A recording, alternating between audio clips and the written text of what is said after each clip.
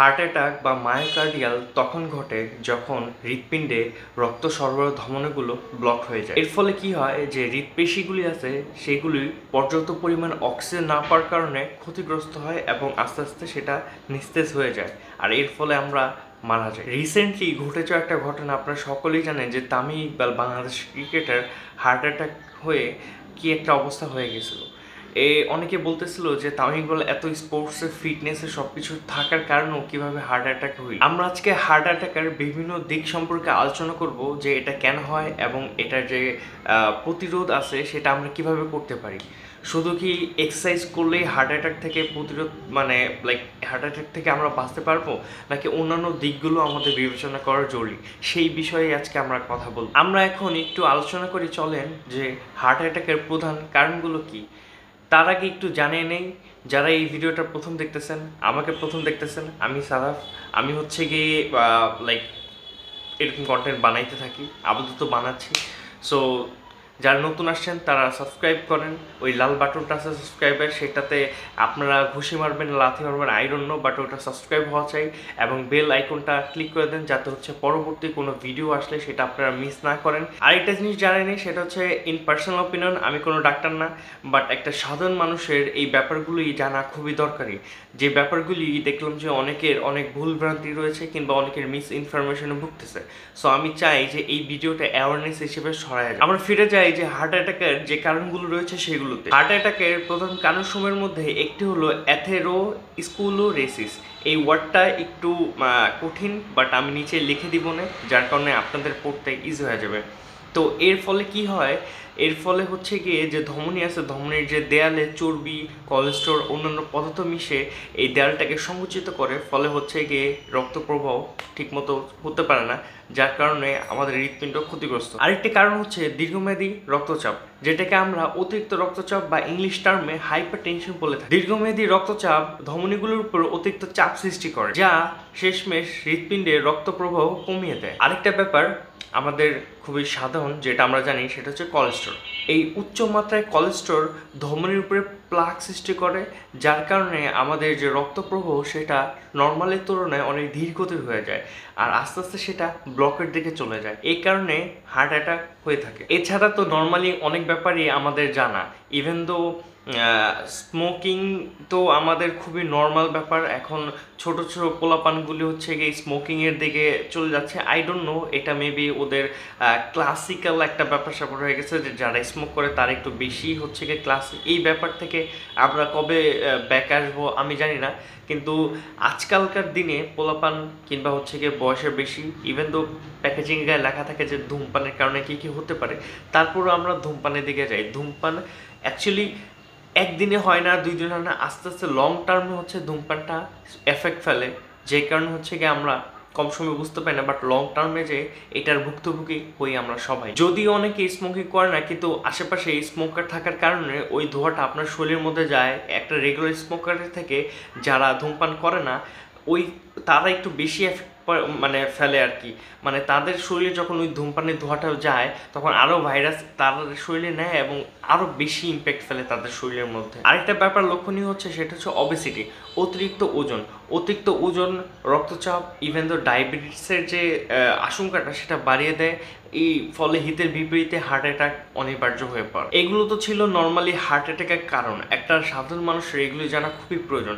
এখন আসুন আমরা কথা বলি যে এই হার্ট অ্যাটাক প্রতিরোধ করা বা এই হার্ট অ্যাটাক থেকে বাঁচতে আমরা কি কি করতে পারি। অনেকেই মনে করে যে রেগুলার বেসিস এক্সারসাইজ শুধুমাত্র খেলাধুলা যারা করে বা যারা স্পোর্টস বা অ্যাথলেট থাকে তাদের হার্ট অ্যাটাক হবে না, কিন্তু একটা ব্যাপার লক্ষণীয়, সেটা হচ্ছে আপনাদের ভালো খাদ্যাভ্যাস। আমি এর আগে আমার অনেকগুলো ভিডিওতে বলছি যে একটা ভালো প্রপার ডায়েট আপনার শরীরটাকে কতটা ইম্প্যাক্ট ফেলতে পারে, কতটা ভালো ইম্প্যাক্ট ফেলতে পারে।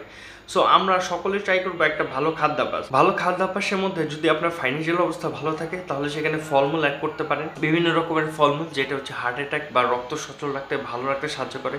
সেখানে রয়েছে হচ্ছে আঙুর, সেখানে রয়েছে অন্যান্য বিভিন্ন ফলমূল, শাকসবজি অ্যাড করতে পারেন, ইভেন বিভিন্ন ভালো প্রোটিন সোর্স অ্যাড করতে পারেন, যাতে আপনার শরীর স্বাস্থ্য এবং হার্টও কিন্তু আমাদের একটা মাংসপেশি। সো আমাদের মাংসপেশিটা যাতে ভালো থাকে সেদিকেও আপনারা একটু খেয়াল রাখতে পারবেন প্রপার ডায়েটের মাধ্যমে। আপনারা খাবারের মধ্যে, ইভেন দো আমিও অতিরিক্ত লবণ বা চিনি পছন্দ করতাম, বাট অতিরিক্ত লবণ চিনি এগুলো থেকে যত দূরে থাকবেন তত আপনার হার্ট আপনার শরীর ভালো থাকবে।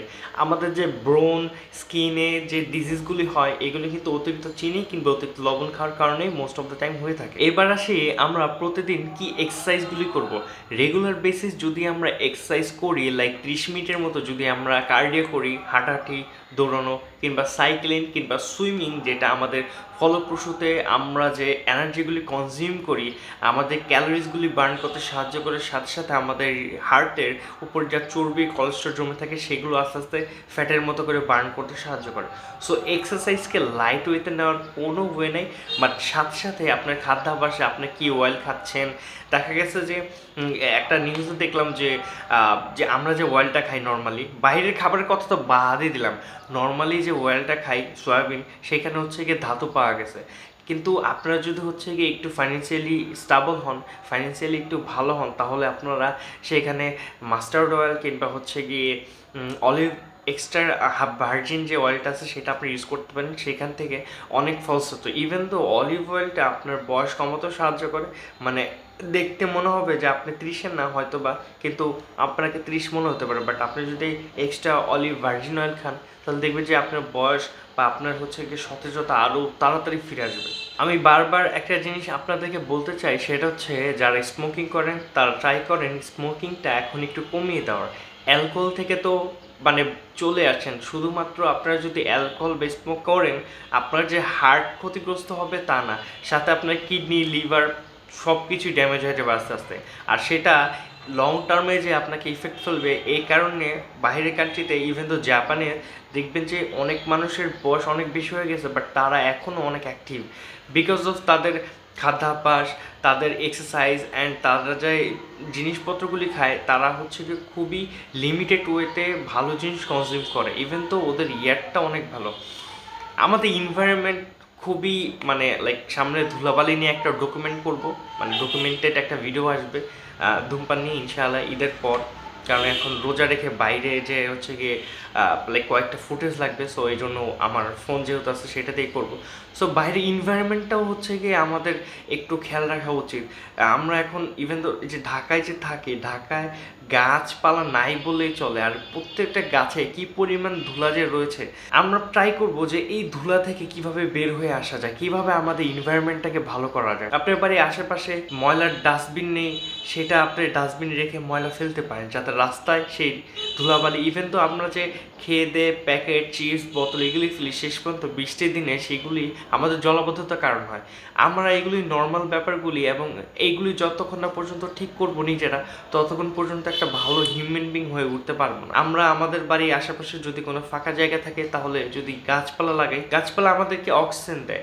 আর এই অক্সিজেন কতটা মূল্যবান, যারা অসুস্থ, যারা হচ্ছে হসপিটালে প্রতিদিন অক্সিজেন কিনে তারপর ব্যবহার করতে হয়, তারাই শুধু জানে। আসেন আমরা হার্টের দিকে সচেতন হই, আমরা আমাদের শরীরের দিকে সচেতন হই, আমরা আমাদের আশেপাশে এনভায়রনমেন্টের দিকে সচেতন হই, যাতে আমাদের এনভায়রনমেন্টে বাচ্চারা খেলাধুলা করতে পারে। খেলাধুলার কথা আর কী বলবো, এই ঢাকাতে মাঠের সংখ্যা তো খুবই কম, মাঠের সংখ্যা কম, সাথে করে হচ্ছে গিয়ে অন্যান্য জায়গায় খেলাধুলার কোনো অবস্থা নেই। খেলাটা যে কত ইম্পর্ট্যান্ট, অ্যান্ড এই যে মাদক দ্রব্যর কথা বললাম, এই যে ধূমপানের কথা বললাম, অ্যালকোহলের কথা বললাম, বা ফোনে এখন মানুষজন অ্যাডিক্টেড, একমাত্র রিজন হচ্ছে খেলাধুলার স্কোপ নাই, খেলাধুলার কোনো জায়গা নেই, আর বাইরে প্রচণ্ড ধুলাবালি, বেরোলেই মনে হয় 1-1.5 মণ ধুলা খেয়ে ফেলছি। সো এই ব্যাপারে আমাদের একটু সচেতন হওয়া জরুরি। এই ব্যাপারে যদি আমরা সচেতন হই, তবেই আমরা একটা সুস্থ সুন্দর জীবনযাপন, সাথে হচ্ছে ভালো একটা নাগরিক হিসেবে, দেশের সম্পদ হিসেবে আগে যেতে পারবো। একটু পলিটিশিয়ানস টাইপের কথা হয়ে গেলো, বাট এনিওয়েজ গাইস, আমার আপনাদের একটু অ্যাওয়ার করা দরকার ছিল। আমি চাই যে আপনারা একটু অ্যাওয়ার হন, সুস্থ থাকেন, অ্যান্ড ওয়াচ মি। এখন হয়তো বা ঘরে ভিডিও বানাচ্ছি, ইনশাআল্লাহ ইন ফিউচারে বাইরেও বানাতে পারি। ভালো থাকবেন।